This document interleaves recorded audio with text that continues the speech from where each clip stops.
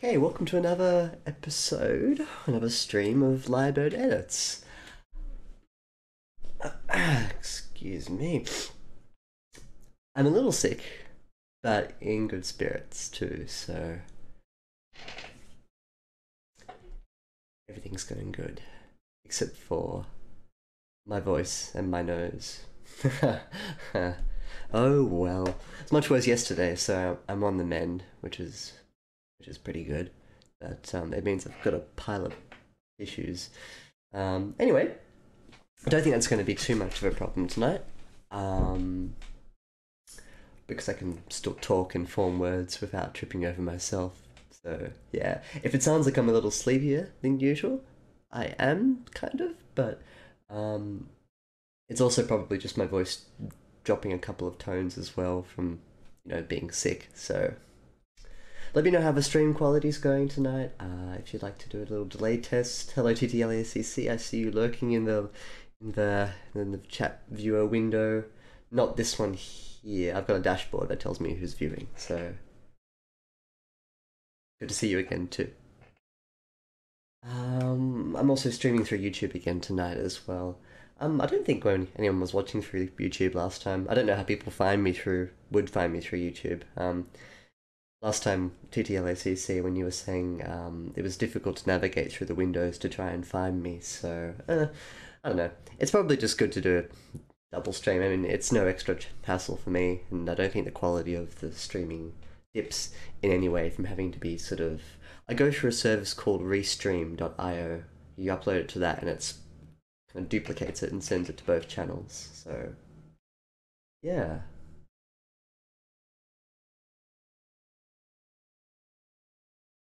That's pretty exciting.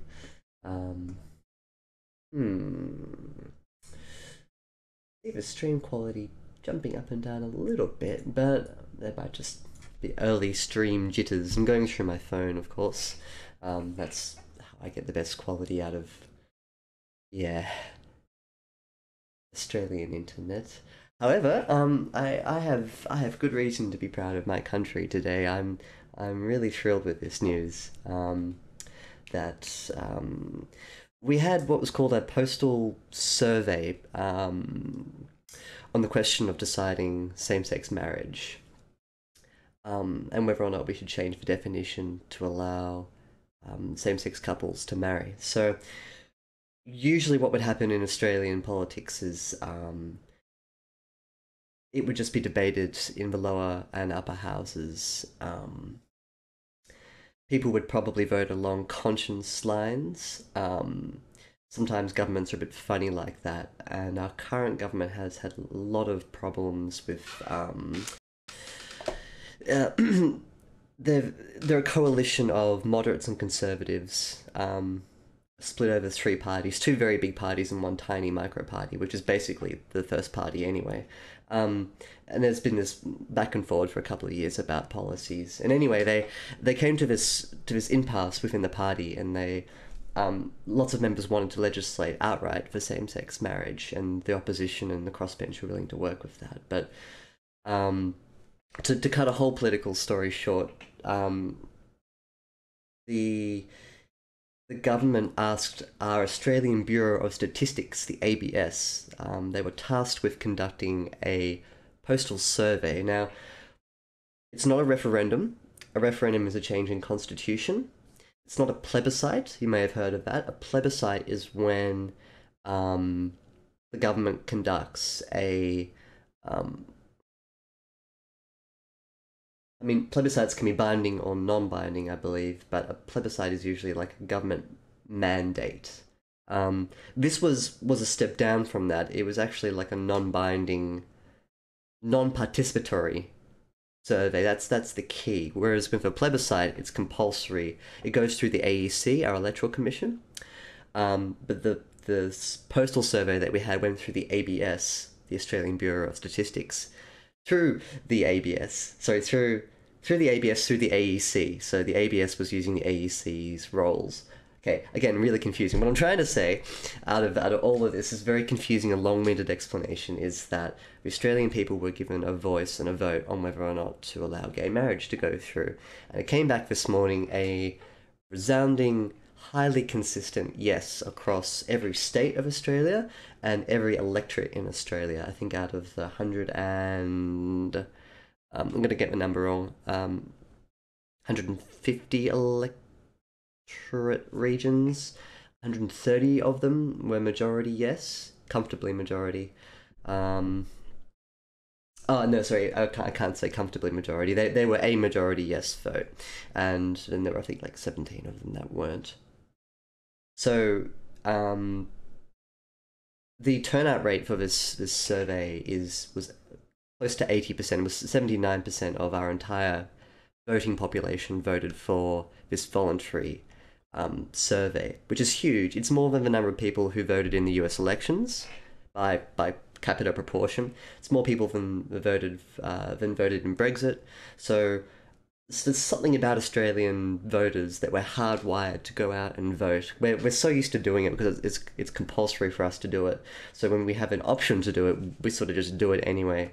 And 80% turnout is huge. The total result was 61.6% yes and 38 something percent no, and there was like an ineligible 0.2% thrown in there. People who filled out the form but didn't tick the right box or tick both boxes or did something weird, drew something on. I don't know.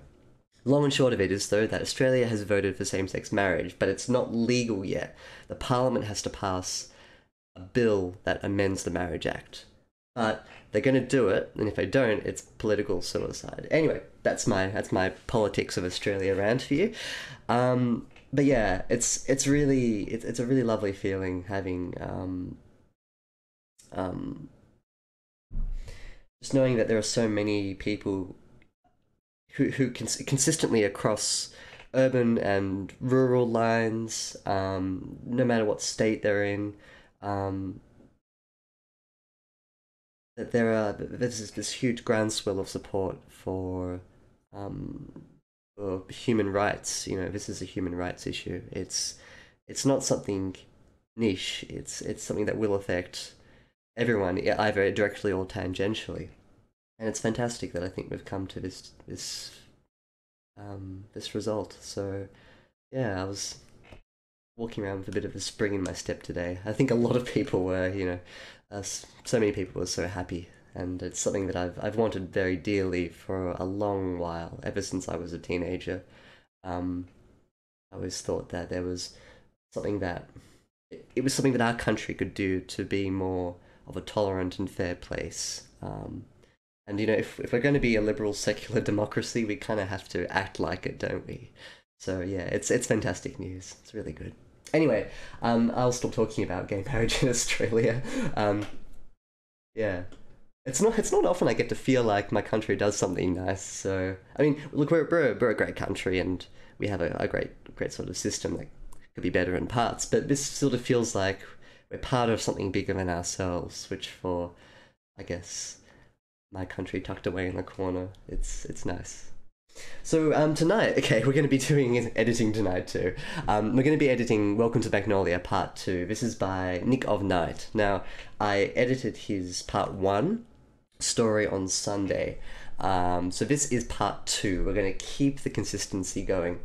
And we are going to edit Part 2 tonight. Now, Part 2 is only... I'll copy-paste the link to... Here we go, Part 2. Hey, there I am. Part 2 is only 1,000 words. Depending on how quickly we get through it, I might start with Part 3 tonight, or I may leave that to Sunday. I think he's got like 6 parts up. Let's see. This is his Reddit right now. He's currently posted 6 parts. It's an ongoing thing right now. So, from the back and forward that I've had with Nick, he seems pretty keen just to keep those sorts of edits going, and yeah.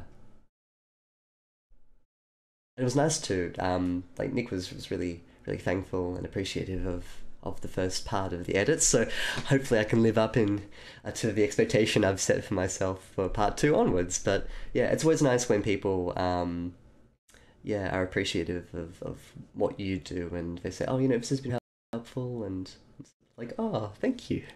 So yeah, thank you, Nick. Thank you for allowing me to do this. It's really cool to be able to edit like an ongoing story and like lots of little parts to it. So I'll do it for as long as you're happy and as long as I'm happy. Hey, DDLACC, did you watch the stream? I think he did. But not live with me. I think he said he went through it on a replay.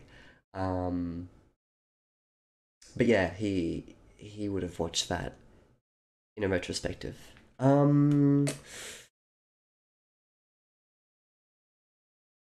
Oh yeah, which reminds me, I said I'd sort out all of those uploads, didn't I? I'm really bad at doing this. I'm terrible at the admin side of live edits, just going in and re-uploading the stories and putting the splash screens on and putting them for public availability. I promise I will try and get to it this weekend. Did you notice how nice and vague that was? Like, I promise I will try. Not promise I will do, but just promise I'll try vaguely. Yeah. So yeah, I don't know if he's gonna watch live. If he is, if you're around, Nick, hello. Feel free to say hi either here or on YouTube. I should pop the YouTube link in, shouldn't I? If I can find it. The stream quality might take a dive for a second because I'm downloading. I mean, downloads and uploads are separate channels, but you know, you never know with Aussie internet.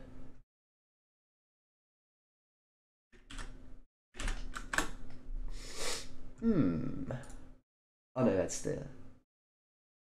Oops.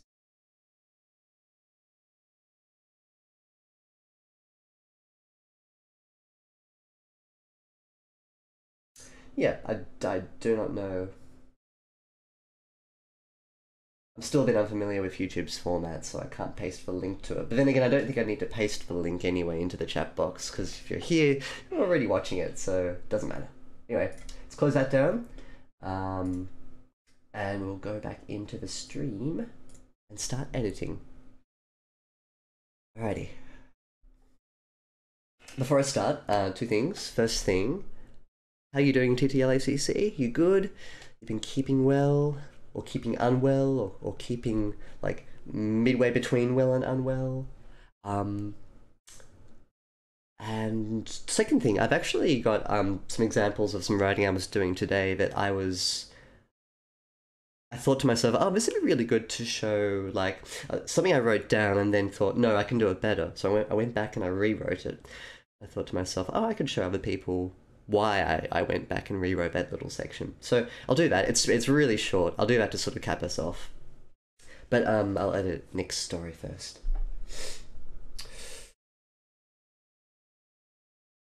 All right.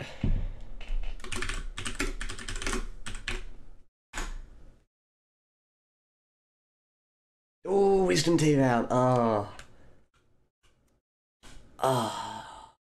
I know your pain. Did you get them out local or with a general anesthetic? I had mine out under Jeez, what was it? It was a general anesthetic, so I was asleep. I couldn't imagine what it would be like to be awake and have them crunch the teeth out and remove them. Nah, no thank you. So you're gonna be bedridden and eating jelly for a week. That's kind of my experience with wisdom teeth out. I hope you get better soon. It's a real pain. Local. Oh, I'm sorry. Yikes. You're braver than I am, that's for sure. Let me just doing a little test there with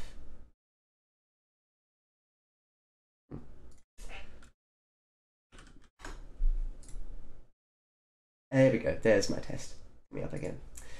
Yeah. No, wisdom teeth. It sucks. It really does. But you just gotta bear through it. It gets worse before it gets better. So, good luck to you. Anyway, I hope my soothing voice, my slight influenza, and my apple and my enthusiasm can, you know, just make that pain melt away as I take you into the sweet world of science fiction story editing live over stream. Okay, here we go. So if you remember in the last part, there was Richard Eisenstadt and Dr. Omen. Dr. Omen being the slain doctor, Richard Eisenstadt being the man who has had all of his memories dumped into him. That was my recollection of what's going on. And has subsequently gone kind of crazy and killed this doctor. Grown ones, not the ones deep in the gun. So that's good then. So at least it's not it's so invasive that you had to have cut open the gums, dig them out. Okay, that's good. That's better. You won't be so much pained by it, and hopefully recovery will be pretty quick. So fingers crossed for you. Anyway, I'm gonna save this apple for later.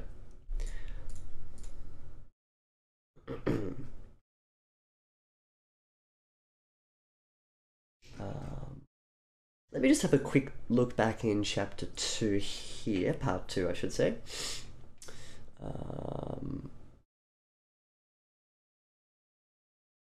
So Omen, that will be all for today. Thank you for your time, Richard Omen. Thank you for your time today.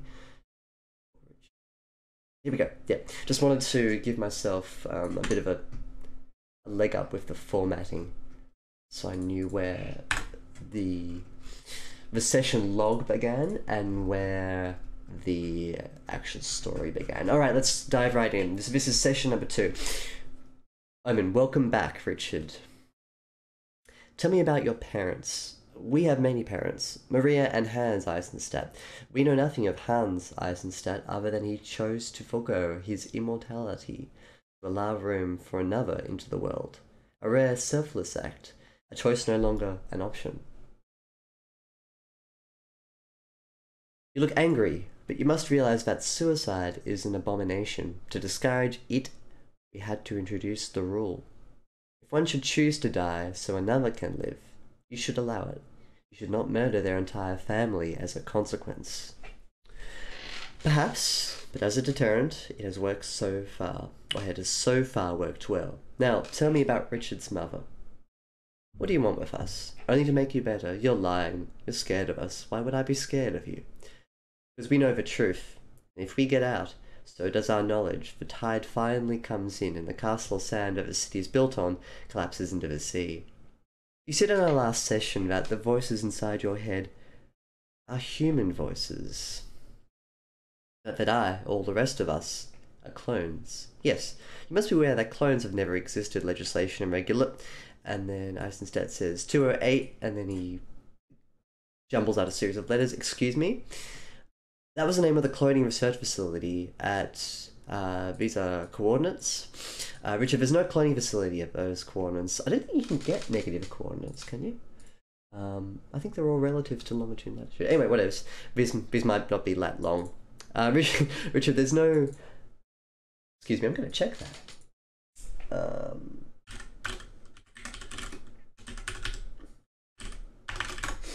I could be dead wrong about that.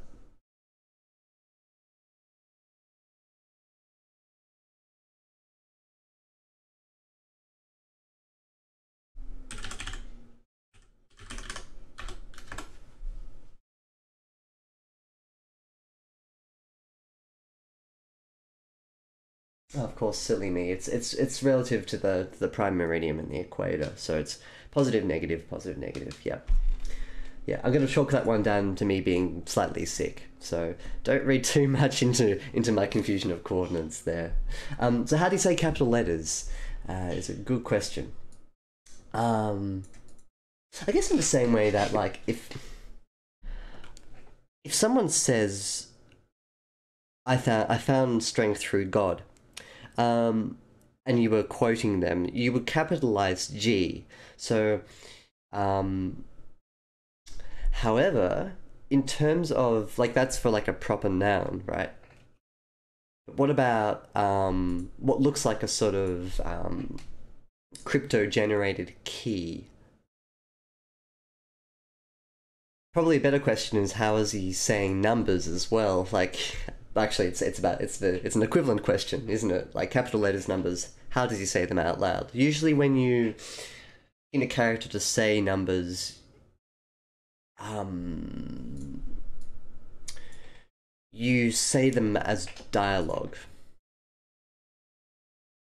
Wait, no, what am I saying? When you get a character in dialogue saying numbers, you say the number as a word. 4, 5, 7 it has to be FOURFIVE. One exception to this is probably here, because this is a transcript. So, in a weird way, even though in a transcript, oh no, transcripts can abbreviate, but in fiction writing you can't. Some weird writing rules here that we're coming up across. So what to suggest? Because this is a fictional transcript and these are numbers being written down by someone post fact, I think they're okay. Capital letters too, I guess would be okay.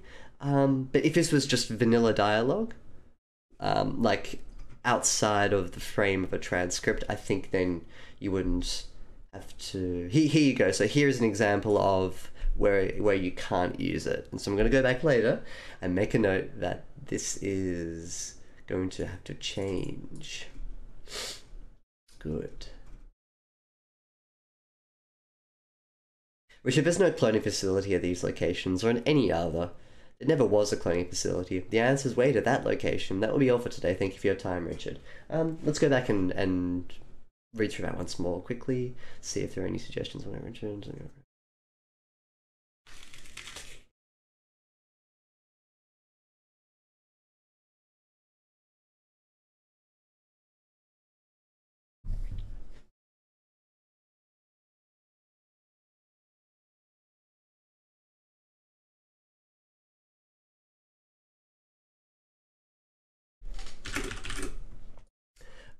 To allow room for another into the world doesn't work because into is a it's a transition thing.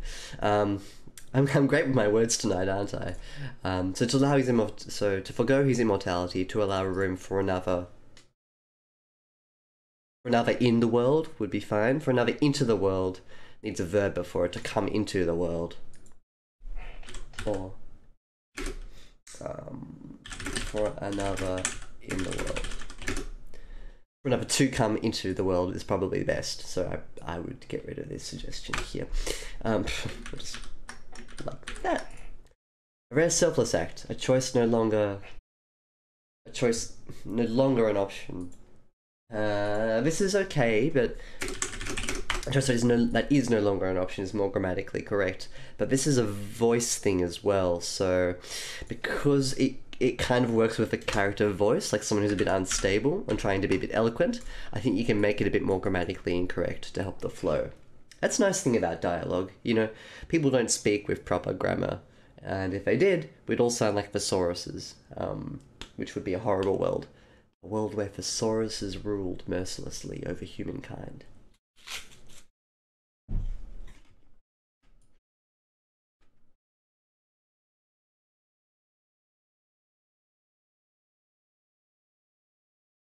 I'm going to capitalize R to give it a bit of weight. If one should choose to die so another can live, another may live, you should allow it.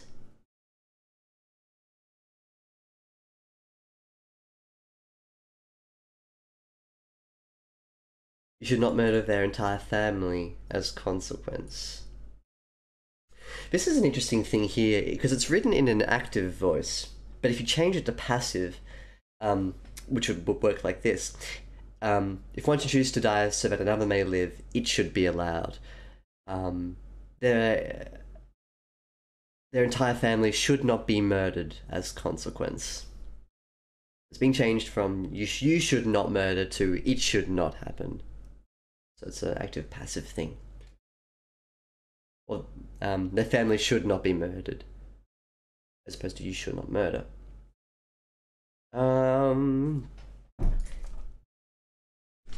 If you like, you can change this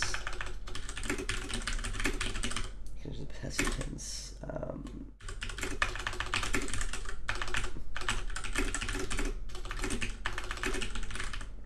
Slash.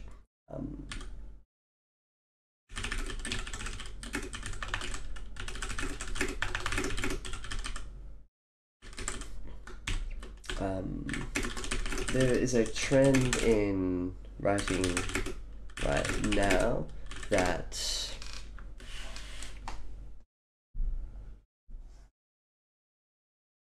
a passive voice is falling out of favor right now. Probably for good reason, as it makes the writing appear less direct and weaker. However, passive voice in this situation would change the focus of the accusation. You versus society.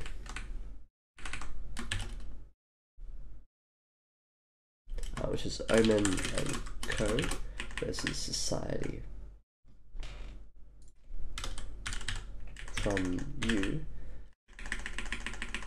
to society. It's a general concept. Have to think about which to choose. Your call. So that's really 50-50, because that advice is limited to just this. Passive voice is usually not the best way to write out your sentences. However, this is too active, and it sounds like Eisenstadt is accusing Omen of having carried out the murder. Like, you should not murder their entire family as consequence. Like, yeah, that's fine, but it's a bit on edge, as if Eisenstadt is accusing Omen of having done it, which he may be, because he's a bit unstable. Which your call. As written, it gives the impression that Eisenstadt is attacking Omen directly, which you may want to convey. Yep, so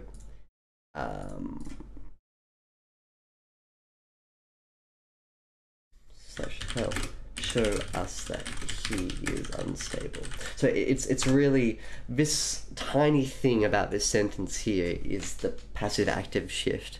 There's actually a whole lot of connotation that can go behind a change here. So it's not just a grammatical thing, it's also about how the characters are working with each other, whether they're speaking generally or specifically. This is a really cool example. Yeah. You know, it just goes to show that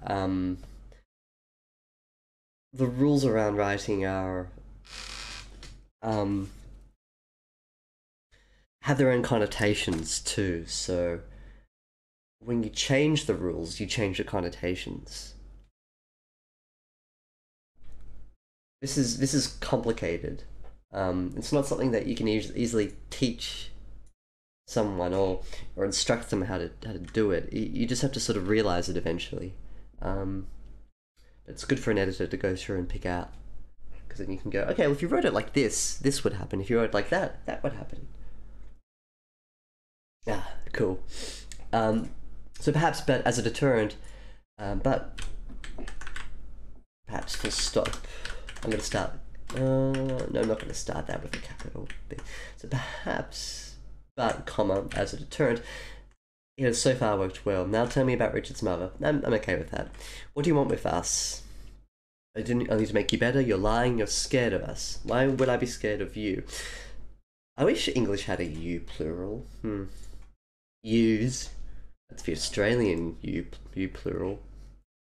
Use. It's Y-O-U-S-E.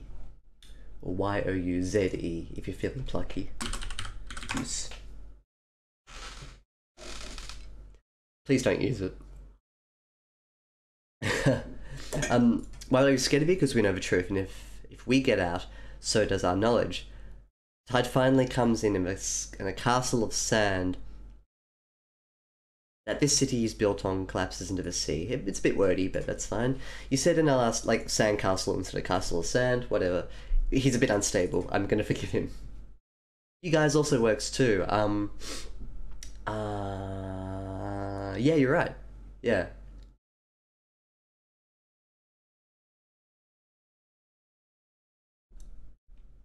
You guys is also interesting as well because it's not a gendered word in English, even though one of the words is gendered. Um, language like languages like French have all the sort of, le, la, l apostrophes stuff going on. Um, and even though guys refers to guys, guys can also be collectively people, which is interesting, I think. Um, yeah, so in English, we don't contend with having to worry about, at least in this case, the gender of the word that's being used. That's pretty cool. This is an interesting night we're having. All right. Um, You said in our last session that the voices, get rid of the comma there, the voices inside your head are human voices. That all the rest of us, are clones.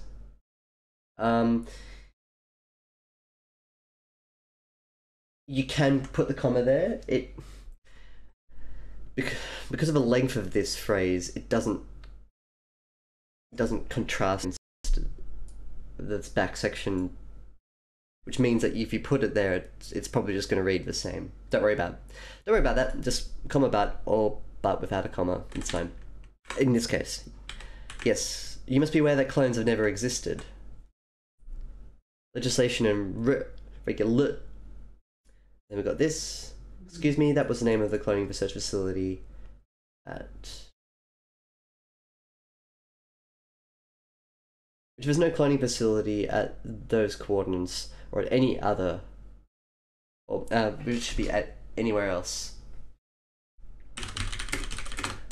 This is technically right at any other coordinates, but it doesn't sound right when you say it out loud. For dialogue especially, this is for a transcript. It's especially important to note that. There never was a cloning facility. The answer's weight of at location. That will be all for today. Thank you for your time, Richard. Good. Why are there no notes attached to this entry? I asked Juliet.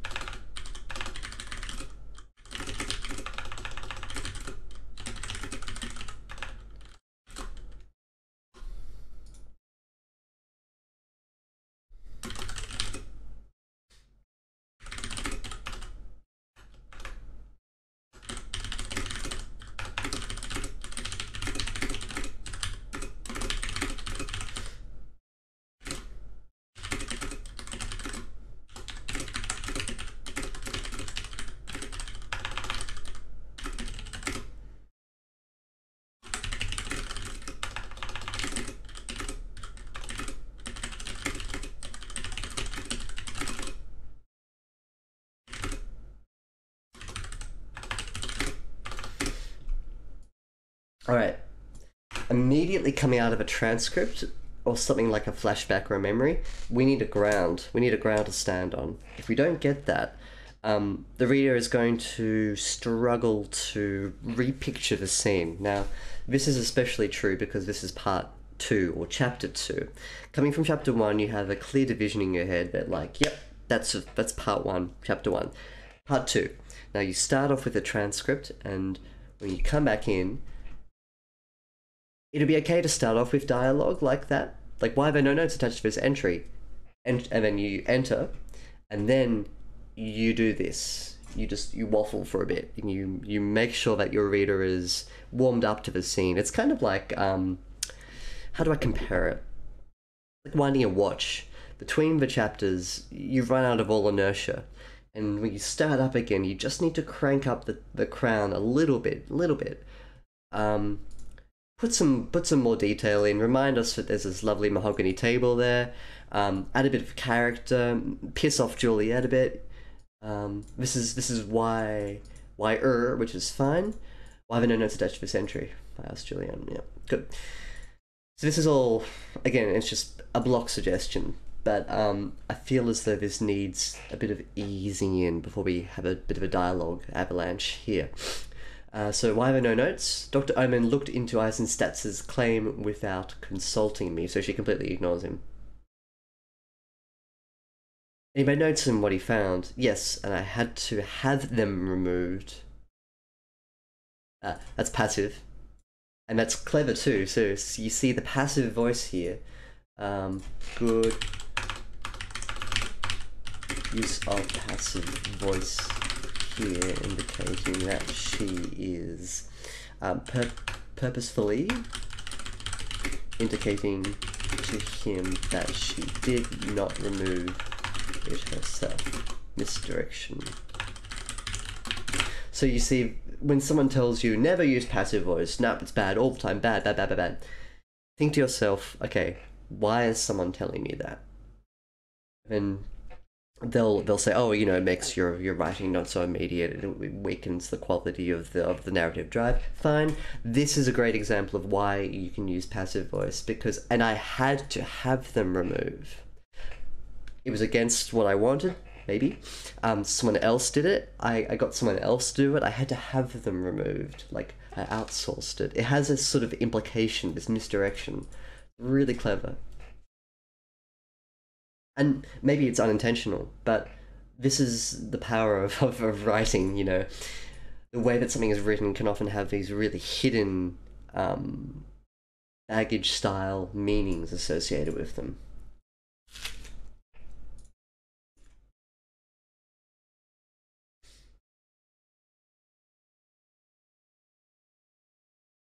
Cool.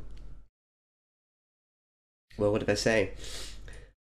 Those coordinates pointed to a location outside an ancient coastal city, long since destroyed. New York. Never heard of it. Oh, never heard of it. Okay, I swear I didn't see that. I didn't see it before I said it out loud. No one has. Well, almost no one. So how did Eisenstadt know of it? He didn't. He never said the name. All he said were coordinates.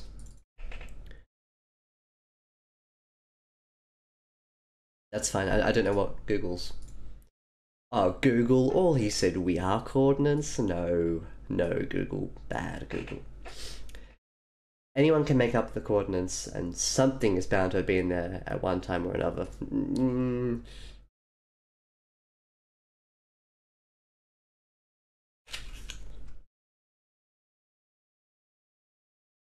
I scratched the stubble on my chin. Maybe. What about... Okay. Here... During... So... character dialogue... rules... You have to spell out numbers.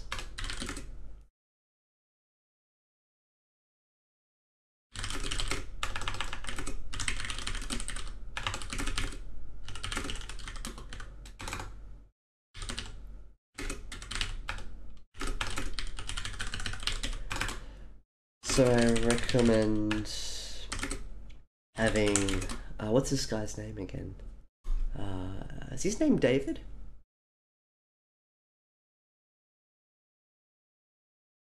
Let me double check.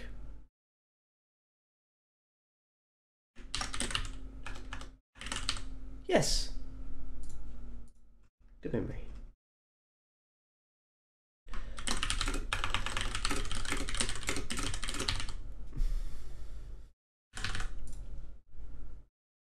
I know I'm going to, yeah. I know I've got time to read that long string in text. 100% agree. 100% agree. Especially because it's not like 24601 or something really memorable. This is, oops, as I said before, it's like something that you get from like a crypto hash or like an auto-generated imager URL. It's an uninteresting piece of stuff. So, I'm gonna get rid of that. Start off a few and then start off a few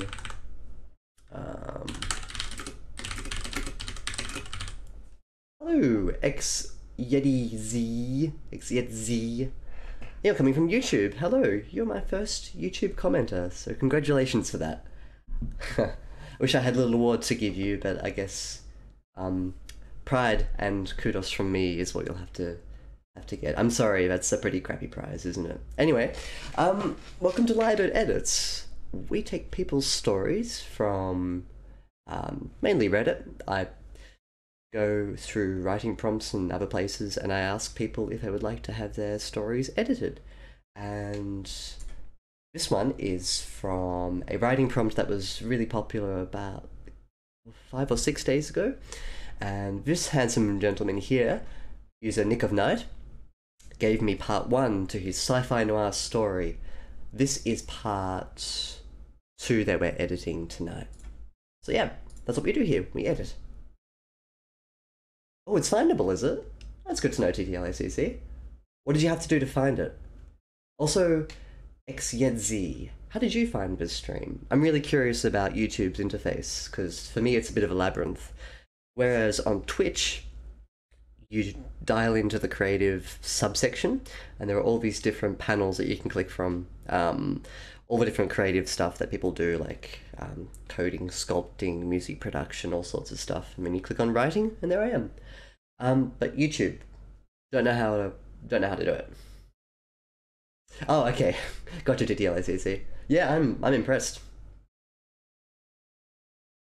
I'm very impressed.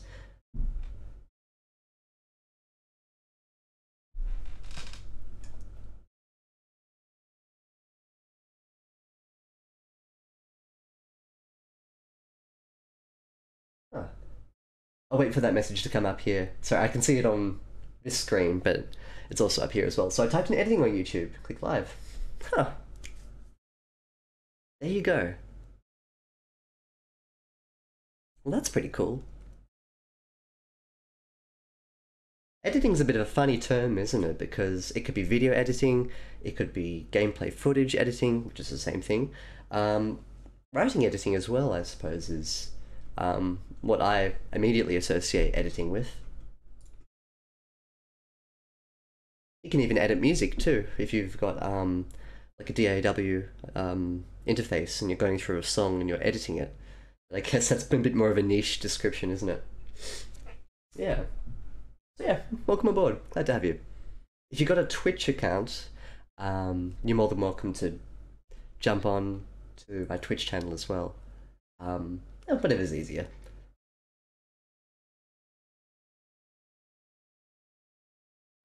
So I was just explaining about the rule with dialogue and numbers. So this story here has the hashed name of a research facility. Now, if a character is saying the name of this facility out loud and it has numbers in it, the usual convention is that you have to write those numbers out by words.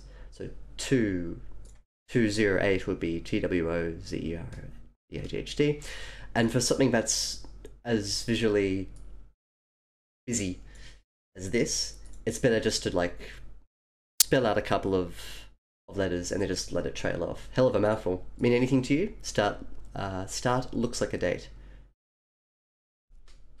Start code looks like a date, maybe. So Juliet pauses for a moment, and I notice her bite down on her tongue. She pulls open the drawer again, this time finding a yellow parchment in a plastic sleeve. She slides it across to me. Delicate long fingers are hidden under black lace gloves, and for some reason, I want to see them uncovered. I avert my gaze. The paper looks ancient, and most of the text is illegible.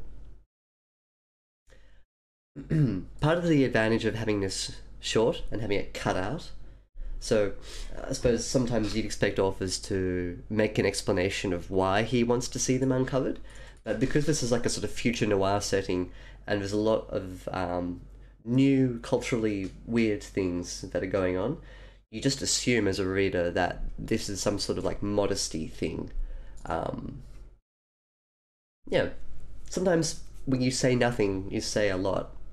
This is a really good example of when you don't have to explain to your reader what's going on, and they can fill in the gaps. I vote my gaze. The paper looks ancient, and most of the text is illegible. Let's give this a little tab, so I can actually see it clearly. And the phoenix rises from the ashes. Something I grant thee not is not humanity. It is the children of them, more forever tomorrow. And here's the thing. Now, if it's a transcript or if it's like written parchment, you put a full stop there. You can actually write it out like that. It reads, and again, you just don't want to. You don't want to put your reader through the cycle. Although I bring the paper close to my face. Yeah, guess it could have been a J at some point too.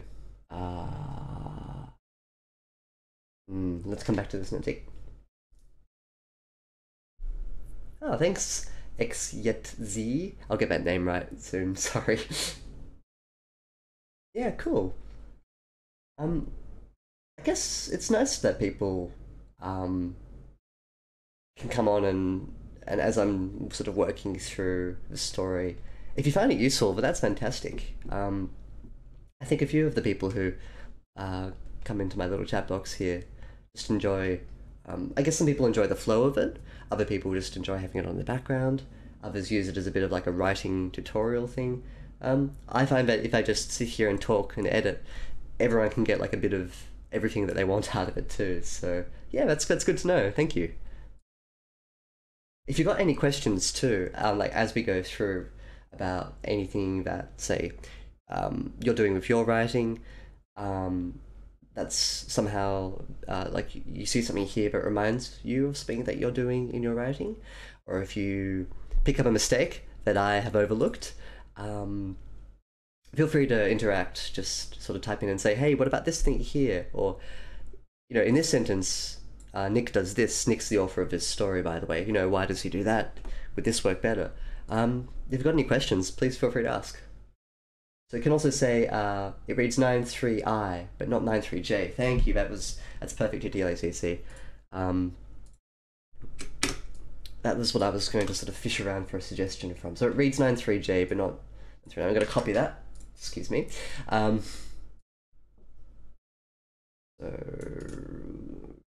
I will, of course, credit your suggestion. So viewer...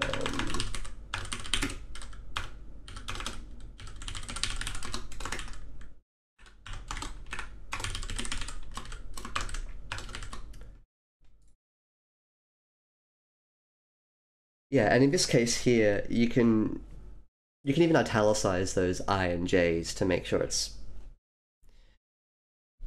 reads a bit more fluidly too. But yeah, that's good.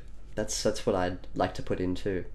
Now here we've got hyphens that separate out dialogue ends. I like that. I mean, usually you do comma, comma. Hyphen's just as good too. It has a bit more sort of like a connotation of it being more abrupt too. So it reads 93I, not 93J, and that was what I was trying to get in my head. Like,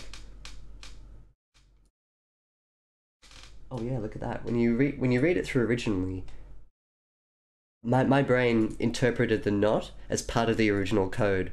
So I originally just thought it said it reads blur, and my mind went blur.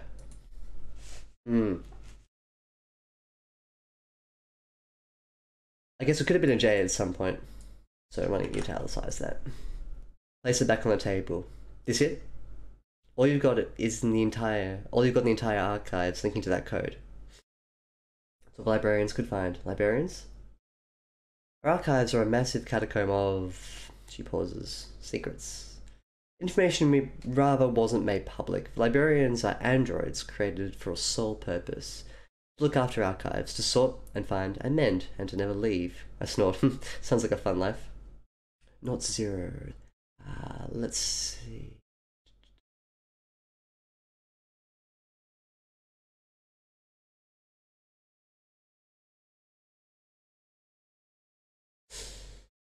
Sorry to DLACT, what are you referring to here? It reads... Oh, are you asking like which one is better, naught or zero? Either one. I think zero because it's more common for people to say zero. It Except when I'm saying decimals, I often say 0 point something or 0 point. Nah, it's interchangeable. Yeah, I think you can get by with either. Hmm.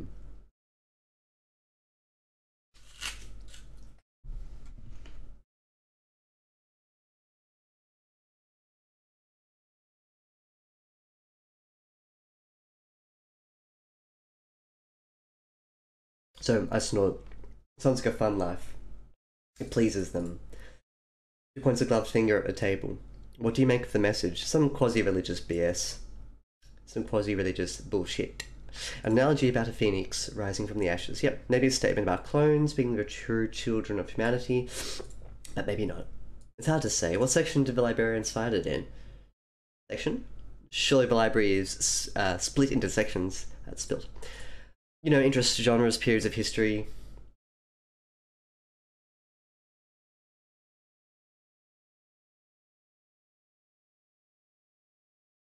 Oh, sorry. Did I confuse not with zero? What I did was I confused NOT as being part of. Oh, thanks, X Yetzi. Yeah, cool. If you do, um, oh, hang on. Oh, it's gone. I think I had a plan for that. Hang on. I usually have like a little box in the corner of my stream. I haven't set this up properly tonight, not at all. But when people subscribe to me, like a little sort of thing comes up, and that's how I know that people have subbed. Otherwise, I can't tell. Other more fancy streamers than me use like little pop-ups, like a transparent window that comes up. It's like, so and so subscribed to you. Um, but tonight I didn't get mine working, and I haven't been able to get a transparent one working. So usually in my streams I always have like this box floating up there, and it's dead white space until someone subs. I should fix that. I should definitely fix that. But thank you for saying you'll sub. Yay, got another sub. I usually stream every Sunday from 9 a.m. Sydney time and 9 p.m. Wednesdays Sydney time. That's where we're currently at. Just give me 1 second. I'm gonna have a look at my windows.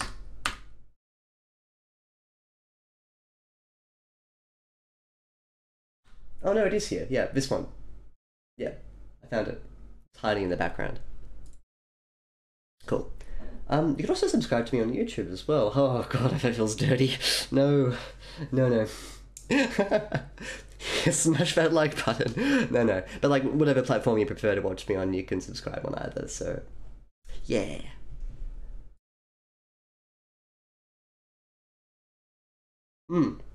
Yeah, exactly. That's exactly what I've got going on up here on the white thing, which is again just vanished because when I click on this, it vanishes. So yeah, there we go.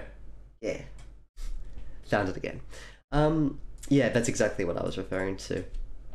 Um, yeah, but for me, it's just a lame white box, like because I didn't figure out how to get a transparent one working. Anyway, yeah. Yeah. So when I first saw the not, I just thought it was part of the code, and I didn't even see that there was a space there and a space there. I guess it's part of the reason why using numbers and letters like that, sometimes it just makes your reader's mind go blur. Especially if they're a little bit sick with the influenza, like me. Sometimes it's just not doesn't compute with the head. Here I was going to just being like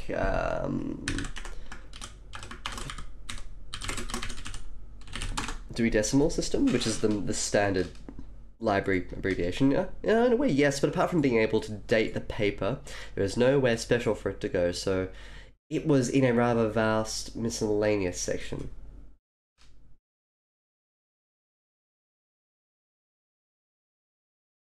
What was the date? About 2009, 2090. Was it about 2091? I considered for a moment and flipped to the next page of the document of the table, eager to read the next section, but there is no next section. That's it? That's it. Next section is, well, you saw the results of the final session.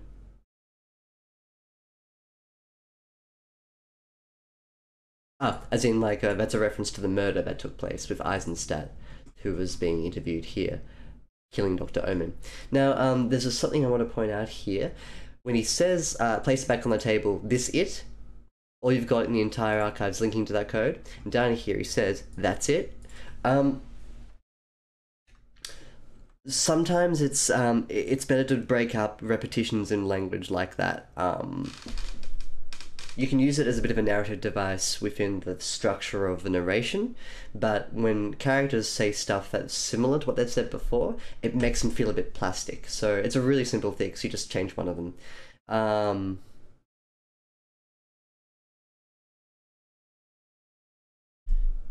This it, all you got in the entire archives linking to that code. This is it. And then down here, it's just something else, like, but even if you replace it with something like so, no more, it has the same vibe as what he was doing before. So even if we don't put an is here, if we just put this it, which I'm okay with because it's a decent sort of character voice thing to do. That's it, is also nice between characters, but I'm trying to think of a different way that you can get this going. So, but there is no next session.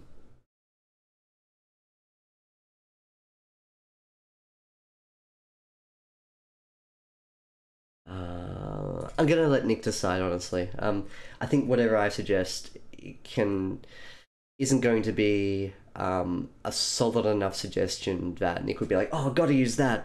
I think Nick's got to think for himself how the narrator's the character's voice has to develop. What I would do here is I wouldn't do this. But there is no next session. I convert this into dialogue. There is no next session, is there? Well, the next session. Sorry.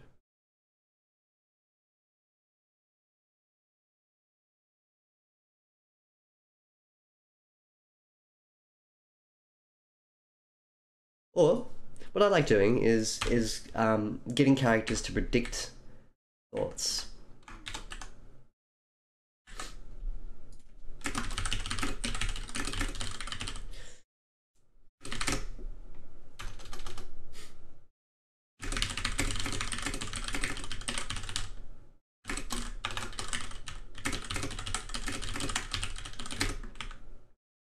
Next section is, well, you saw the results. The next session is, well, you saw the results of the final session.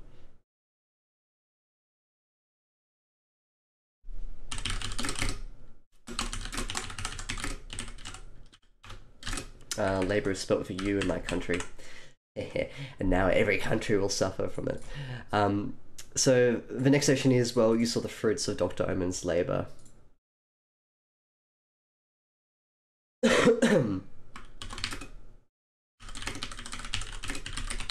Next section became the final session. I'm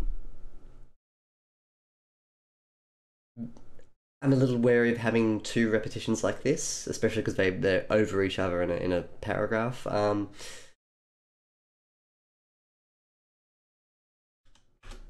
Well, you saw the fruits of Dr. Omen's labour. The next session became the final session, so that's fine because it has a part one, part two thing going on there. What I did here was I was conscious of the fact that David is the detective. David's voice here was beginning to sound very similar to what had come before, which is blue highlight above. So to keep him from sounding a bit stale, I've decided to chop this up a bit. Feel free to take this as a general suggestion. So, yeah. And that's the case with all of my suggestions and edits here. They're really, all of them are suggestions. I'm very hesitant to be dictatorial in my editing. I don't want to pretend like I have the answers, especially because writing is so subjective, and the um, what you get out of a story is often very personal, and people's tastes will influence how they read it and even how they edit it. So, highlight blue.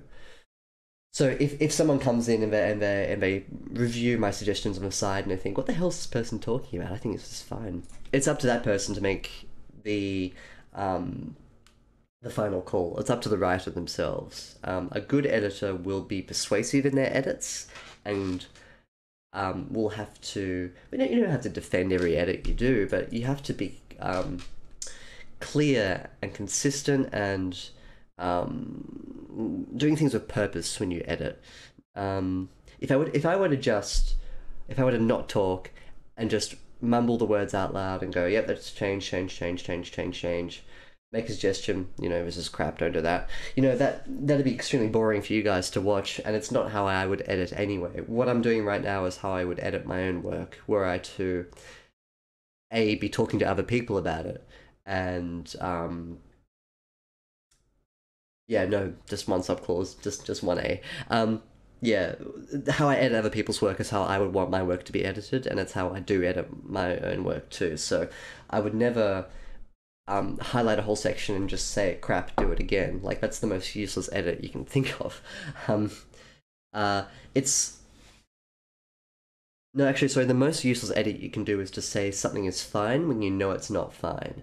The second most useless thing is to say it's crap, do it again, because that doesn't encourage the writer to do it again. The best thing you can do is to go through and explain with great detail and lots of words. That's probably why video editing is really good. It takes an awful long time to get through a short amount of work. But I feel as though if someone were to come through and watch this, that they would get a much better appreciation of the edit rather than just me going through with some notes on the side. So I always think it's good to constructively explain, like with these comments here, why something needs to go.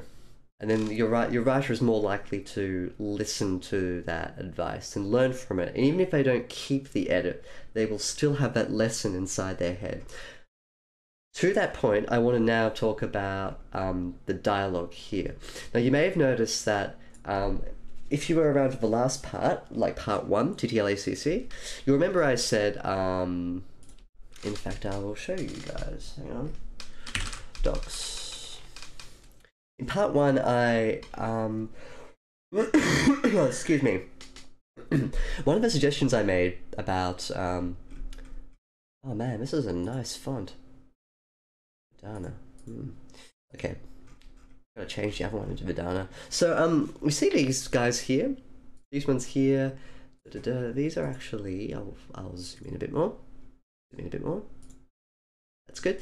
These are little asterisks with purple around them. And at the very end, I made a big comment about what these are for.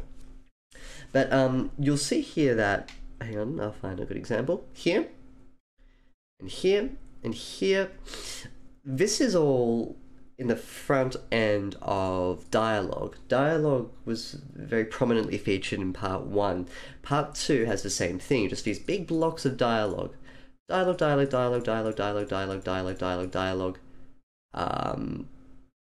Action. In fact, before this, the green stuff that I put in, it was another line of dialogue with a tiny action, dialogue block. Now, this is a really important thing to get right. You have to, as a writer, intuitively know when to stop the dialogue waterfall.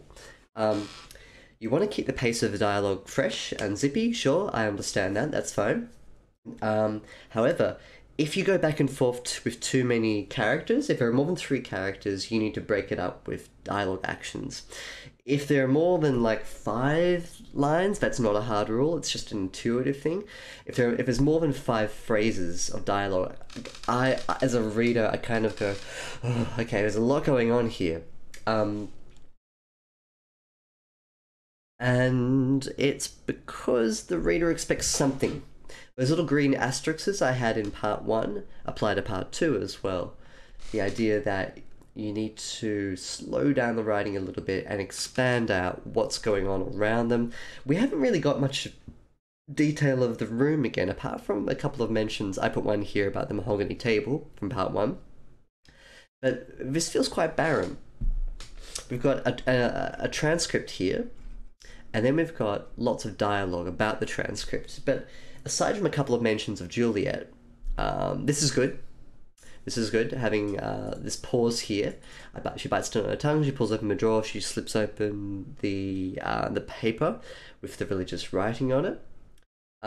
This is what breaks up the dialogue monotony, and every story needs to do this. No story can be pure dialogue unless you're crazy, or unless you're writing a very arty story, or unless you're writing a play with very minimal stage directions, like Of Mice and Men, for instance.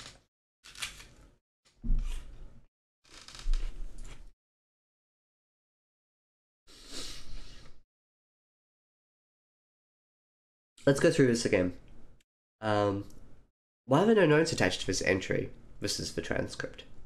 Dr. Omen looked into Eisenstadt's claim without consulting me, and he made notes on what he found. Yes, and I had to have them removed from the files. Well, what do they say? Those coordinates point... Okay, so at this point here, in my mind, I'm like, oh, okay. Back, forth, back, forth, back, forth. Where do you break it? Here. Gonna reintroduce these green asterisks.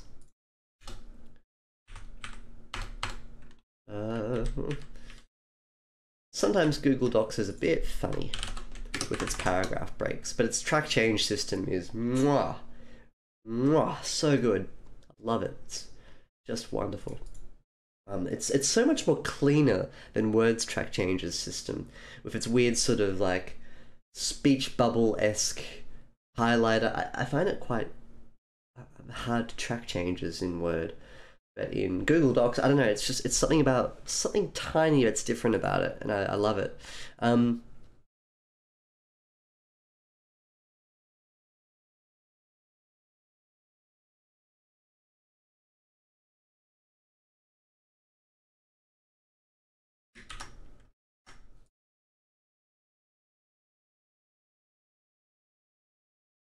So even a tiny "I snort" sounds like fun, sounds like a fun life, is sometimes enough for what I want here. I place it back on the table. This is it. This is all you got in the entire archives linking to that code. All the librarians could find. Librarians? Our archives are a massive catacomb of... She pauses. That's good. Secrets? Information we'd rather wasn't made public. The librarians are androids created for a sole purpose: to look after the archives, to find and sort and mend, to never leave. I snort. Sounds like a fun life. It pleases them. She points up the left finger at the table. What do you make of the message? Here I'd like it just a tiny bit. Like, this is good. You see how this has a bit more flow to it. It reads easier. When I was reading it out loud, I didn't feel that I was stumbling so much, despite the fact that I'd like a little more of it. Secrets, information, I snort, she pauses, she points. There's stuff happening. Like, small things, but it's enough to break up the dialogue waterfall.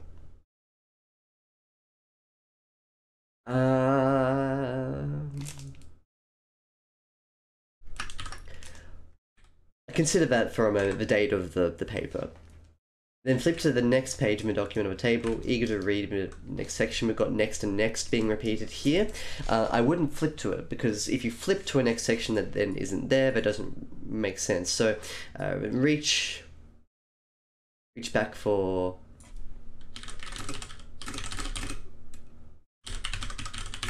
Once more, comma, eager to read the next section. But there is no next section. Just master yourself, shakes her just a fraction. Reading my mind, she continues. The next section, well, you saw the fruits of Dr. Omen's labour. The next section became the final section. I think that reads a lot neater than what we had before. How did he break out of his restraints? His madness had made him dangerous, it seems. Prodigiously strong.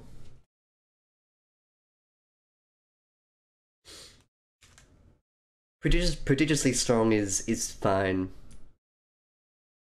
Remember our discussion about ly adjectives? TTLACC?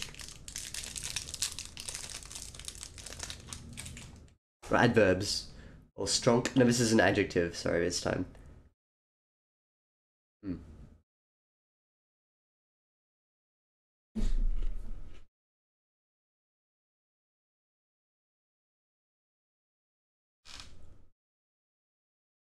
Excuse me. That's a bit rude of me. I shouldn't be eating into the microphone, making my chewing noises.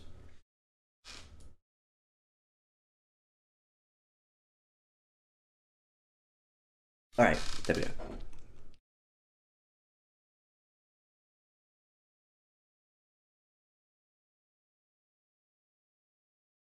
Oh, I should go extinct or something. I don't think I was that harsh, was I?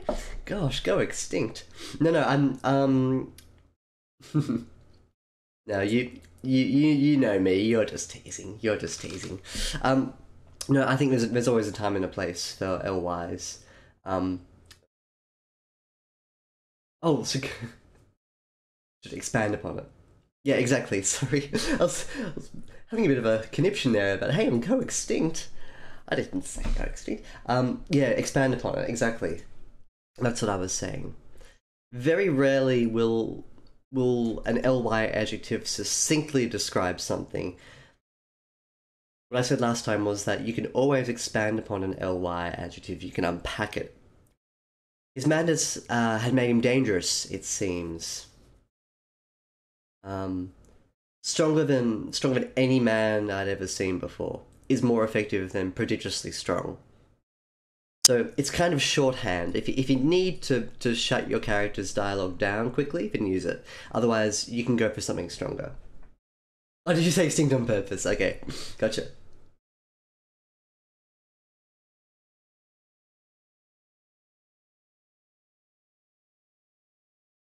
If I did say that, then I take it back. Like I don't have a hatred for ly adjectives, but as you said, and as I was saying last time, expanding upon them is probably the best way to go. Unless you're just feeling a bit lazy and you want to wrap up a sentence. I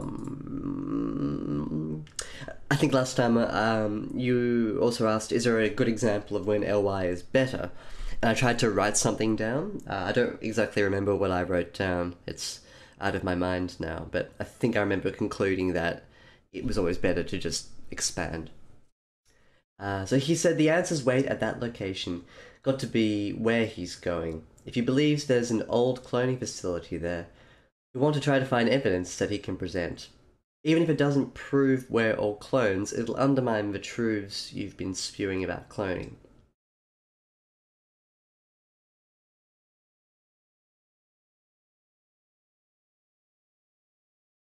Hmm. As I told you, New York is totally submerged, and besides, there's no way he's even heard of it. It's just a wild guess. You want to, and besides, comma, there's, so break up the flow here. He doesn't matter if he knows about it. It doesn't matter if any of it's real or not. The point is, he thinks it's real. That's where he's going. It's where I'm going if you want me to bring him in for a reset. TTLACC asks, would there be a metaphor similarly replacing prodigiously? Smarter than a... Smarter than a dolphin. Yeah, you could definitely replace it with a comparison or metaphor.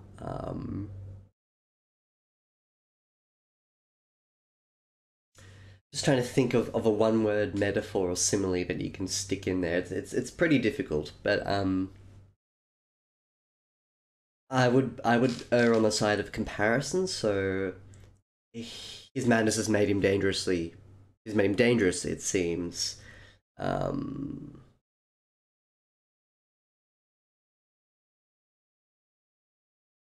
Compare him to a machine. So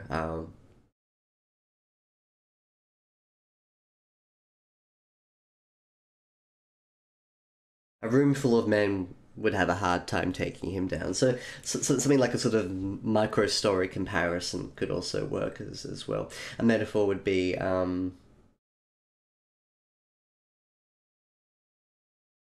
metaphoric comparison would be stronger than a supernova or stronger than, but it sounds a bit lame, doesn't it? Stronger than a supernova.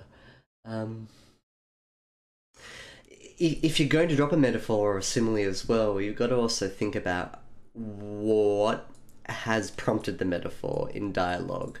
Um, sometimes when people are naturally speaking about a topic, and then as a conclusive point, someone will then wrap up everything they're saying by saying, "Oh, they'll use a metaphor about what they've been talking." So if they were talking about really strong AI, or for example, they were talking about the androids working within the library.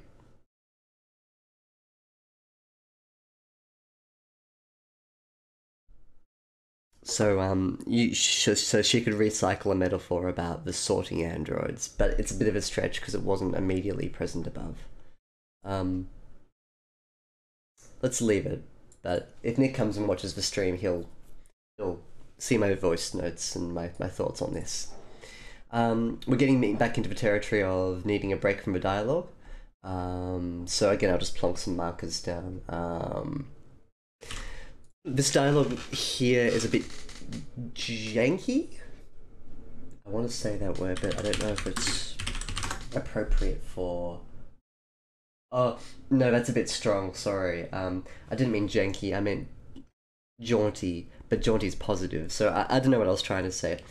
No, what I was trying to say was that it's a bit jagged. Also a J word. The flow of it is a bit abrupt, so it doesn't matter if he knows about it. It doesn't matter if any of it's real or not. Point is, he thinks it's real, and that's where he's going. That means it's where I'm going. If you want me to bring him in for a reset, it kind of lurches and stops, and it lurches and stops. It doesn't matter if he knows about it. It doesn't matter if any of it's real or not. Point is, he thinks it's real. Full stop. That's where he's going. And that's where he's going. You can even keep the conjunction there. No, I wouldn't. I'd do, that's where he's going, comma. That means it's where I'm going to. Just get rid of that. Oh.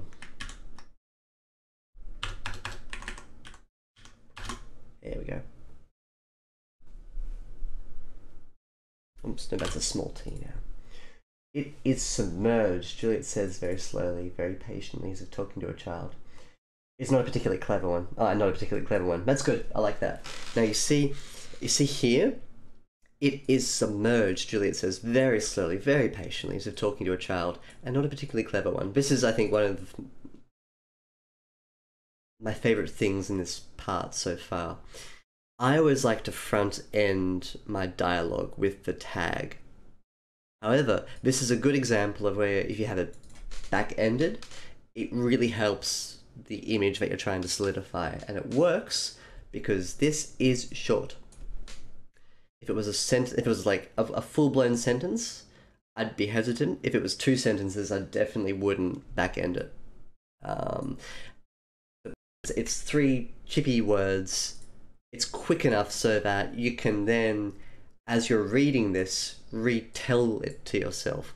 That's what I do when I read it. It is submerged. Juliet says very slowly, very patiently. When I get to here, I'm then repeating it in my head. This is why I think it's good to put the dialogue tags at the front of longer pieces of writing. I'm sure you have the resources for that not to be a problem. You don't take no for an answer, do you? No.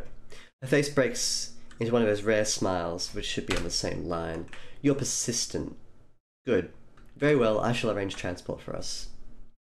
Thoughts on the LYs? Oh, thank you. I didn't even think about that. Oh, very slowly, very patiently. Good. I like them. Now, these LYs here work because they're repeated in it's a couplet. Juliet says very slowly, very patiently, as if talking to a child. This is simple language, isn't it? Like, when you think of ornate writing, people would want to steer away from this. But because it's as if talking to a child, this magic phrase here sprinkles this with a really nice sort of backwards meaning. Juliet says very slowly, very patiently, as if talking to a child. Because this is how you talk to a child. You talk to them very slowly, very patiently. There's no sense in contradicting the image that you're creating with the language that you choose. What do I mean by that? It's pretty difficult, unless you're doing it for a funny reason.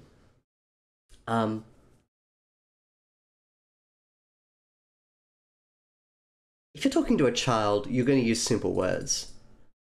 So if you say this in a complicated adult way, you're going to undermine as if talking to a child. So it is submerged. Juliet says with crisp impatience, born of many adult frustrations of talking with imbeciles over a lifetime of corporate web, blah, blah, blah, blah, blah, blah, blah. If you do that and get rid of, like, this really nice ly stuff, you undermine this, which I think is the heart and soul of this sentence here. So, the ly, the adverbs, I think in this case they work. So this is a really good example of when you take a rule like, ooh, LYs, what do I do with them? Do we make them go extinct? No, we preserve them in a zoo. And put a sign up and say, these are the ly adverbs. Here in their natural habitat, they are splendid to look at. But in wild numbers, in the general ecosystem, they cause havoc. It works kind of well, doesn't it?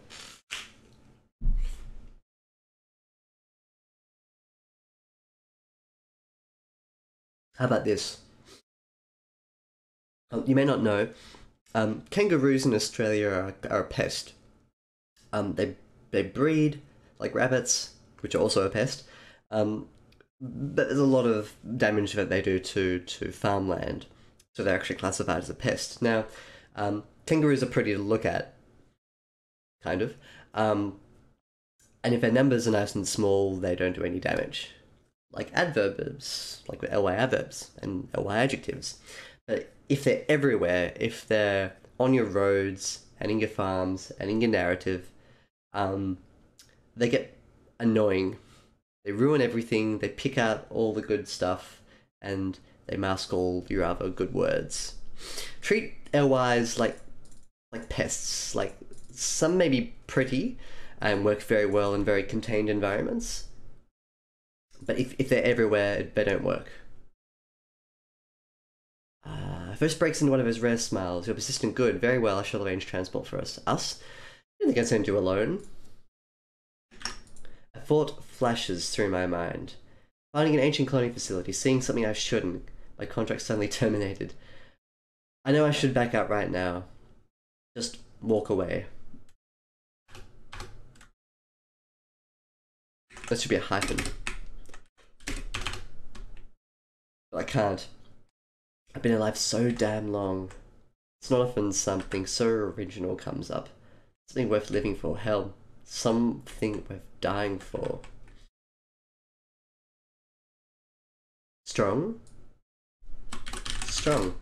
Why does he feel this way about this? Is it the novelty alone that makes him think? Yep. Yeah, this is.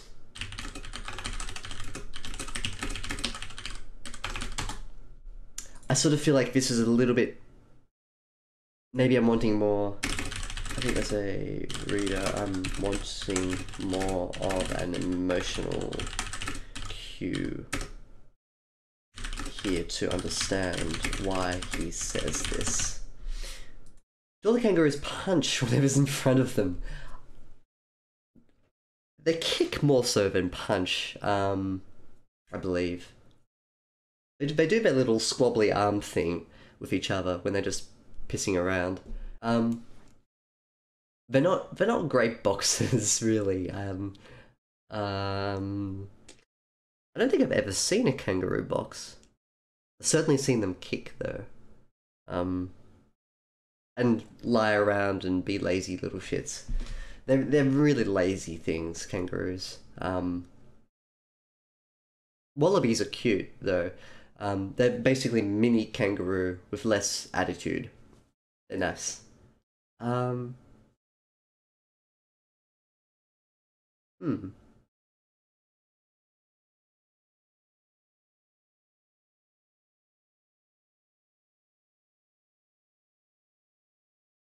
Yeah, kangaroos. Tasty. Not tasty enough that you want to have it with every meal, but quite nice. Emu is better. Emu is very nice. Mm. Bit harder to get though. Um, hmm. You must have other people you can send with me, people less important. Why would you want to come? This entire matter is rather personal to me. Magnolia is my legacy. Not as if I understand. I'll have my secretary arrange our transport. Alrighty, good. So this is done for tonight. We are 10:30. Um,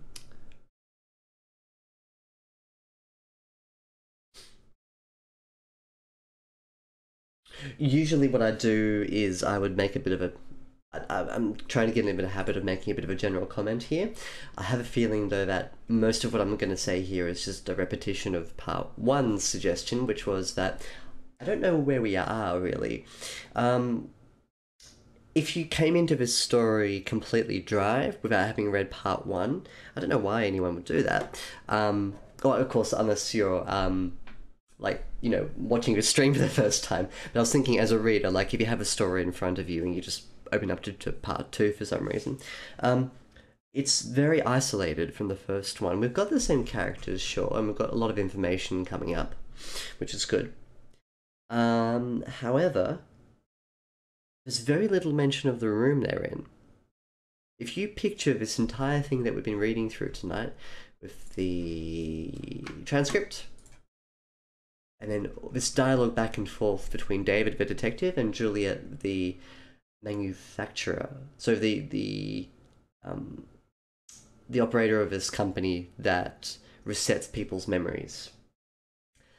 Now would be a good time to remind everyone that this is a writing prompt where everyone is immortal in the distant future. To keep life interesting, most people reset their memories every few centuries, so they can experience life anew. Now, David, the detective, hasn't done that. He's got centuries worth of memories. He's immortal. Um, and this Eisenstadt character has had false memories implanted into him. So, trying to figure out why Eisenstadt murdered the doctor that was treating him. And it's a big deal for Juliet because she's the head of the company that operates resets. They're supposed to be safe. And Eisenstadt was a reset accident, basically. Ooh, and this part two becomes an ancient text in the future. Whoa, hang on a second, TDICC. That's like 10-dimensional chess here, isn't it? That would be crazy future planning. Like the last part is him. He gets to the facility and he gets to like the secret room locked in the back, and there's a transcript there, and he picks it up, and it's a word for word description of what he was saying with Juliet. But he turns the page over and it's like, this happened in 2022 or something. It's like, hang on a second, it's 20. Whoa, what's going on with the time? That's how you freak people out. That's how you write a good story. Yeah. What a crazy idea. I love it. But yeah,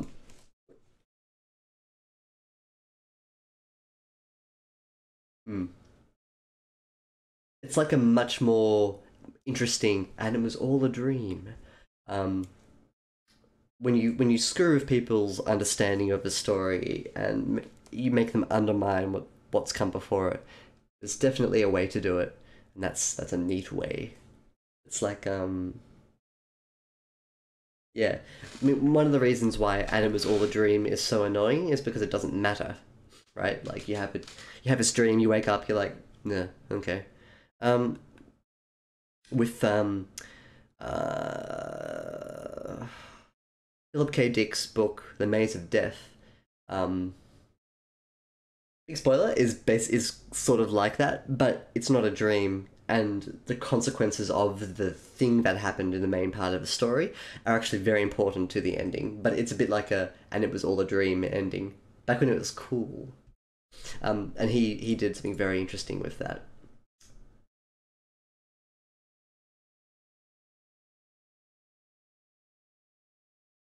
I mean, part two being an ancient text in real life. Did you mean this thing here, TTLACC?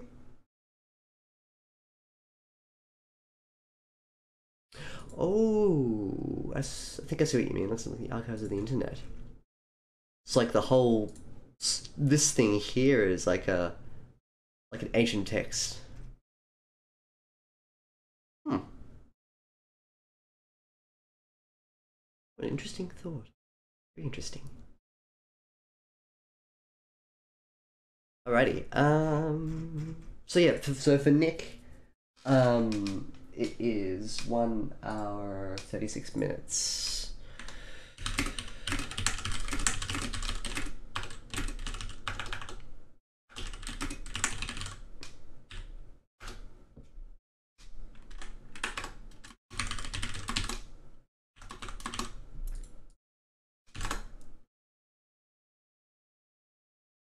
That's one situation where someone would start reading part two.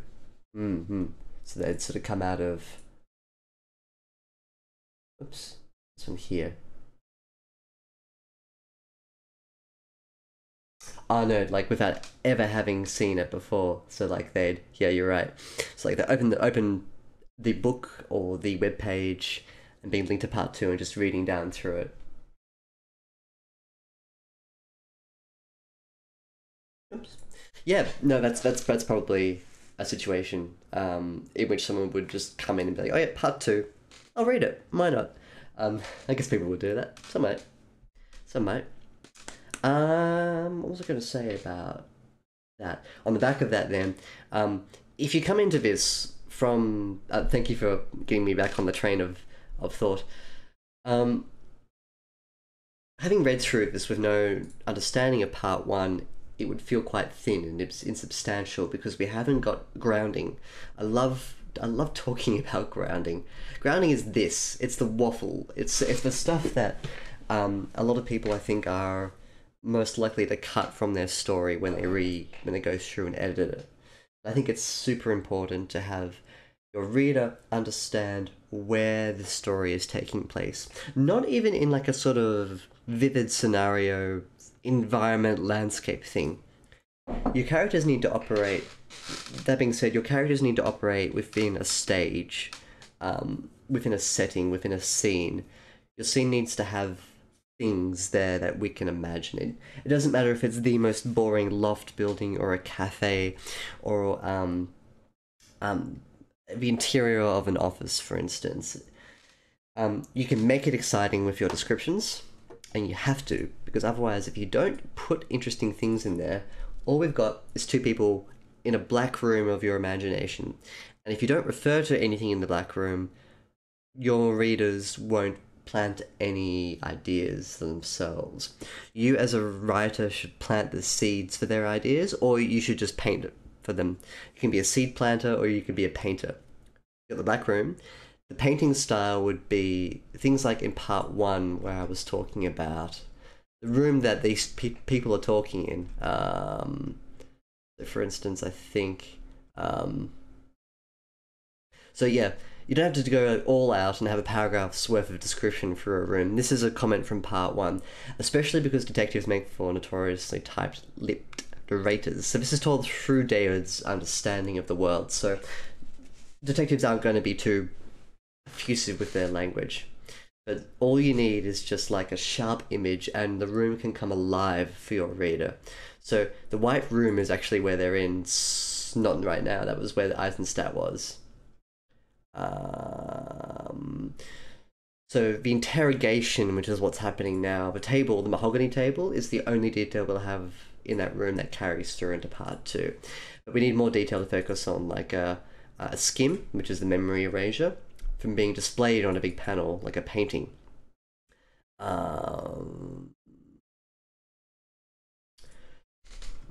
So for Mr. Nick, same comment as part 1. We need more in this room, a bit more motion, people doing things. Juliet getting more frustrated with Dave. That's a little different. First of all, we need a bit more of a solid understanding of what's going on around them.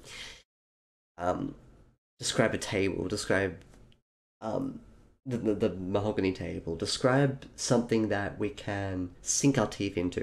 It can just be one or two things. You don't have to describe like the intricate wallpaper and the joining in the walls. You don't have to do anything like that. This isn't a high fantasy story. We don't need oodles and oodles of description of the feast hall and the banners and the individually laid out platters. You know, that's high fantasy Brian Atwell sort of moss flower kind of stuff, where it's just thick detail. We don't need that, but we do need detail. We can't not have detail. And it really helps your readers connect with the dialogue, especially. A good scenery will make the reader comfortable, and good dialogue will keep them interested. The dialogue here is good. I like the back and forth that the characters have. I feel as though the green asterisk thing needs to come back in. They need to slow down sometimes, and the dialogue needs to not be A, B, A, B, A, B. It needs to be A, B, A. David pinches the bridge of his nose, frustration building up. How can Juliet not understand this? She needs to blah, blah, blah, blah, blah, blah, then dialogue. We need more and more and more of that. There was a bit of a hint of it in the middle here, like around this section here, where, hang on, sorry, down here I think it was, when she pauses, I snort. You know, things like that. Even if it's short, it's a break from the dialogue. So with those two things in mind, they're the main suggestions that I could make for this. Some of the other things are just more sort of grammar stuff. Structurally, let's have a bit of a think about how the narrative is moving. In the first part, we had a murder, a corpse to investigate, and an odd company to walk through the halls of before an interrogation with Juliet. Chapter 1 felt a bit more round and robust. There were details being introduced very well, and a very interesting hook of a narrative. The main gist of what's happened here tonight is that there's Eisenstadt talks about a cloning facility. Juliet denies there's one. David's like, yeah, sure, I'm gonna need to go there. Juliet's like, okay, I'll come with you.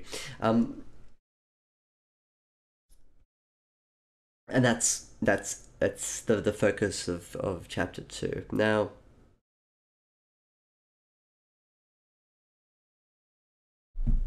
what I will write about, however, so I talked about the green asterisk dialogue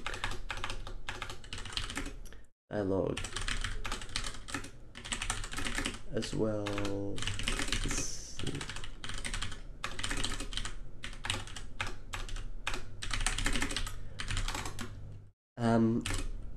Second thing, the narrative gist of this part is the discovery of a cloning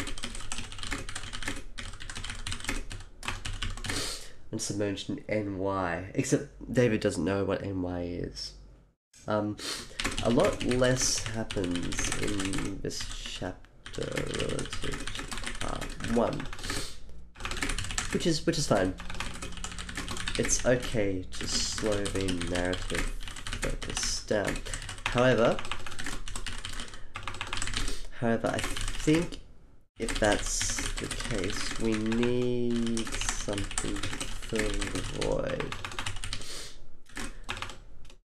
Right now, this chapter feels as though it serves a purpose of moving the story forward and not much else. It would be good then to include some extra scenes or motion why not have David, whoops, that's a bookmark. Why not have David and Juliet go down to the archive and meet one of these cool slash lame, oh, they're not lame androids, they're just librarian androids.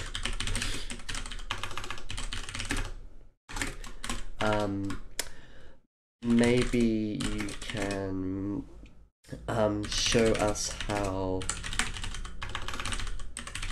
Juliet is around, and maybe tell David of that mysterious thing.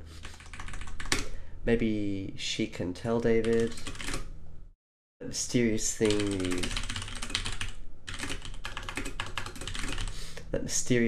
thing, these androids remind her of. Just suggestions, of course.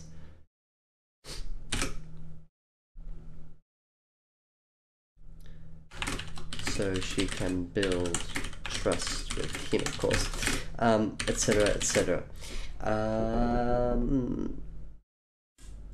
I think you can tell us the same story details in a different way.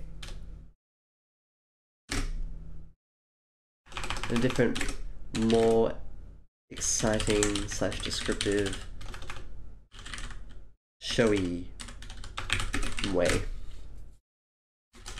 So instead of just mentioning, take us there. And that will make the story read less like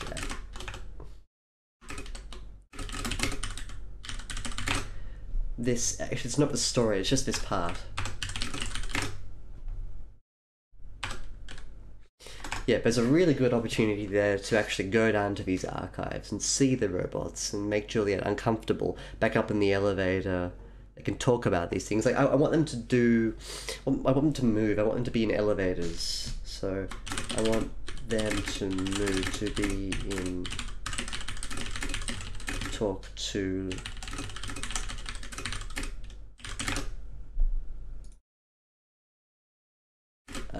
in addition, you can also show us lots about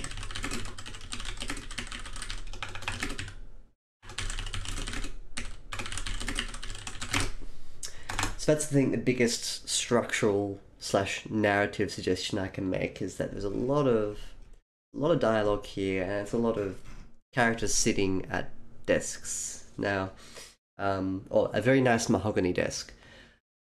I want to get down into the archives, so I'm excited to see what they're like, and it's a shame that we don't get there, you know what I mean? So yeah, I want to see them. And I think this part 2 could be made a lot stronger with the addition of some narrative motion instead of just dialogue back and forward. Which, look, I love. I love a book that's not afraid to have dialogue waterfalls between their characters, because that can be very, very strong. But I think here it feels like it's serving more of a, oh, okay, I gotta think of how to get Nick and Juliet out of the building and into NY, because that's where the exciting thing is. There's plenty of exciting stuff here for the viewer, for the potential reader. Did I spell asterisk wrong? Yes, I did. Excuse me. So I think that's my biggest suggestion for this one here. Good. And I'm gonna, I think, leave part 3 for Sunday night. That being said, I have one thing to show you.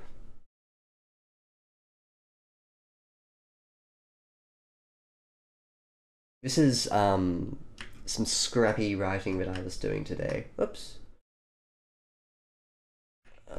I'm gonna cut it and put it into a new document. Leave. Like blah.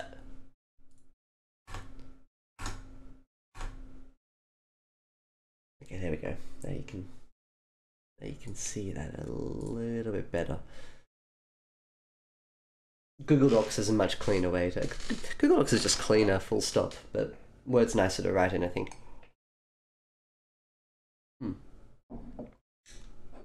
So, um, this is some rough writing I was doing today for a new story that I'm working on, and there were two things here that I want to talk about. The first one, um, is pace, and it's um,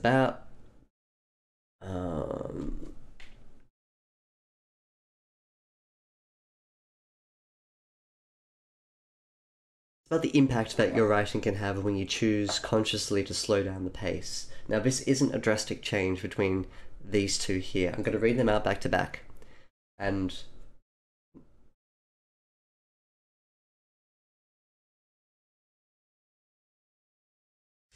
before I do,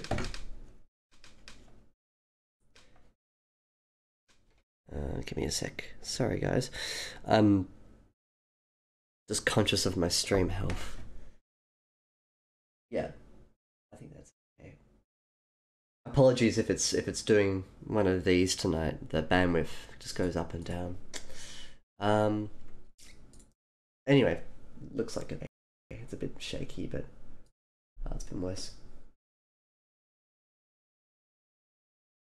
Context is that these two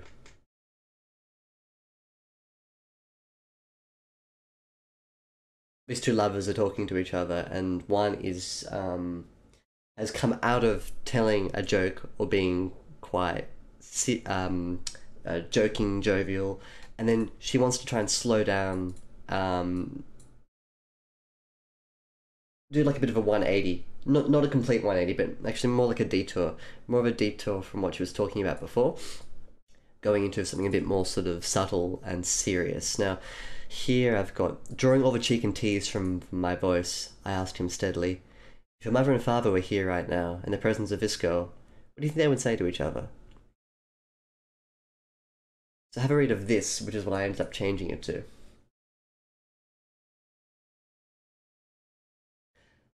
Careful now.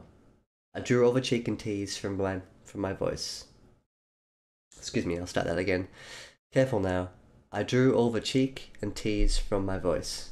Steady, I asked him, "If your mother and father were here right now in the presence of this girl, what do you think they would say?" So, in addition to me having read that slower on purpose, I will show you, in a grammatical sense, why this is slower.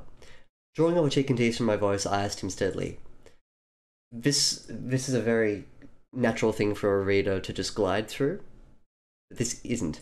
Careful now. Semicolon. I drew all the cheek and tears from my voice. Full stop. Steady, I asked him. It's like I'm throwing in pebbles for my reader to stumble over, and they should stumble over it. I don't want them to crash into this thing here that's so serious. Whereas a little bit above, I was having a joke. Um, it's still probably a little. Hmm.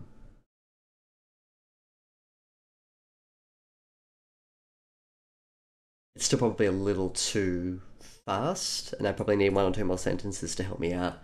But I guess this is kind of the what I wanted to demonstrate with that first lesson. Excuse me.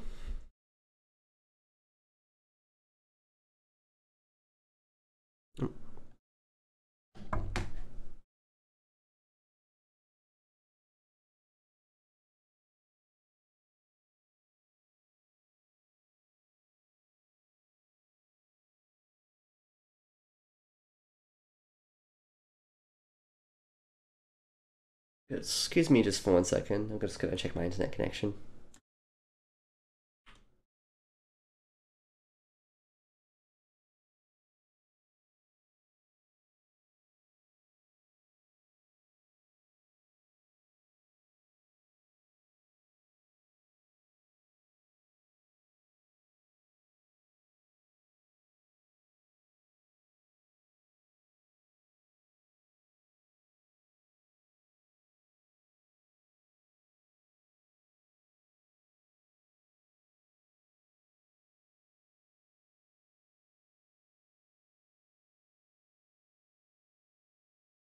Okay.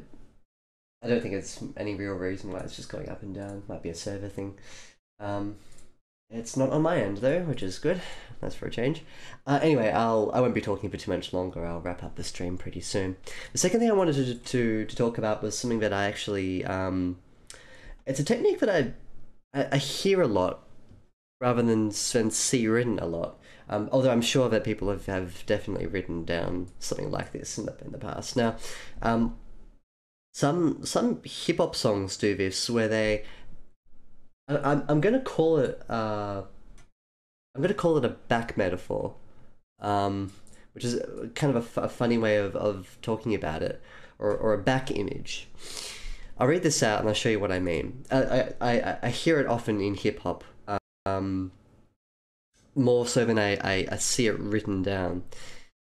Trying to share each other's thoughts would be like balancing a house of cards on an oily deck. Stormy frustration. So it's a run-on sentence and a sentence fragment, but I don't care. I can do what I like. I'll probably fix this up a little bit later, and assuming that it fits within the context of the paragraph, I think this will be okay. This is a back image, and what it's doing is it is. Oh, hello, Flux. You're waking up in 8.5 hours. Thank you, Flux. My blue light screen manager. Trying to share each other's thoughts would be like balancing a house of cards on an oily deck. So you've got that image, right? So you've got deck, right? Now deck could either mean back patio or a boat. And then I say stormy frustration. So what I'm trying to do is I'm trying to give this a second meaning backwards. I think that maybe this is something that if done well, can be quite effective. If it's done poorly, like this example might be, then it could be doesn't purely educative purposes. TTLACC, of course. No, I'm all for the hip hop, but as long as I'm learning something in the process, that's what it's about. The sweet Versace flow and trap. I don't like trap very much, but there you go. Yeah, so it's weird what you pick up from hip hop. They do it an awful lot though. I should have picked up an example of it. I'll try and think of one off the top of my head that I've heard from hip hop.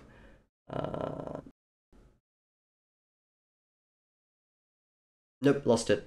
But when I think of it next time, I'll mention it in the stream. Oh, is it really? I haven't actually heard of the garden path sentence form of metaphor simile, but I think from the name alone, I can probably imagine what it is. It's kind of like a branching metaphor between the sentences, and the more you write, the more metaphors, the more it expands, the more it kind of falls back on itself, and you end up like a series of ever cascading dominoes that right themselves and then go down again and up and down. You sort of have this effect that every time you get a new piece of information, it reverts that. So in fact, we could even try and expand it, trying to share each other's thoughts to be like balancing a house of cards on an oily deck. Stormy frustration.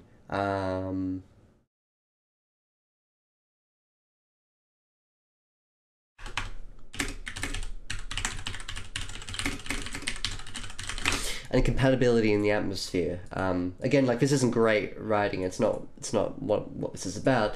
But look, frustration and incompatibility, stormy and atmosphere. It branches sideways as well as backwards.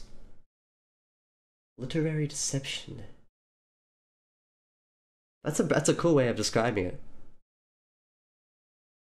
Literary deception.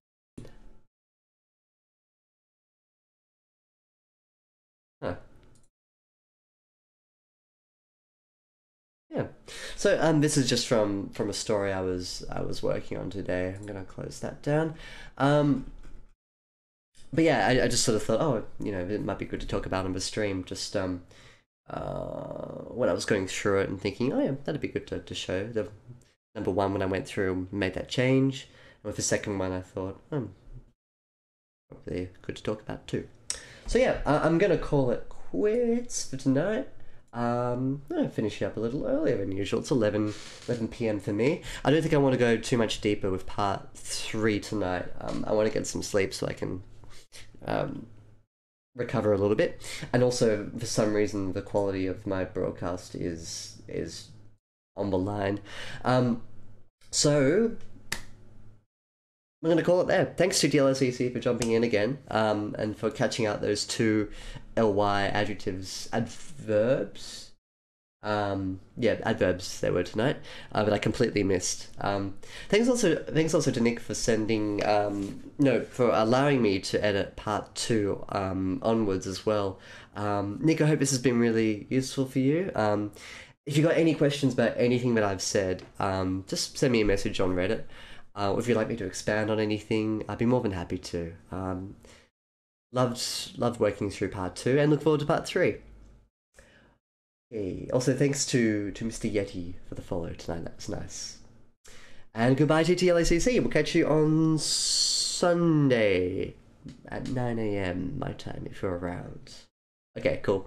Catch you then.